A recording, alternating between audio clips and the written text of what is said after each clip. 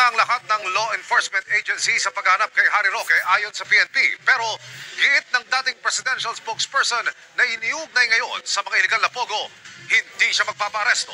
Nakatutok si Ian Cruz. Itong hinihingi namin dokumento sa iyo ay may kaugnayan doon sa yung alleged involvement dito sa usapin sa illegal pogo. Magpakalalaki ka, umarap ka dito sa amin, hindi yung nakatalikod ka palagi sa quad. So ano na, yung nagsasabing hindi nagtatago si Roque. Diyos ko, yung tago. At saka, nakaka-open yun ha, yung magpakalalaki ka naman. Sa po siya dugong Ravenna.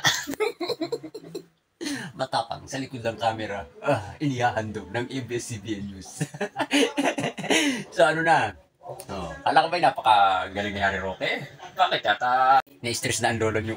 Bakit malungkot ang basic ko? Go Team Tago, kaya niyan, keep it up. Tumago ka hanggat may patatago ka Harry Roque.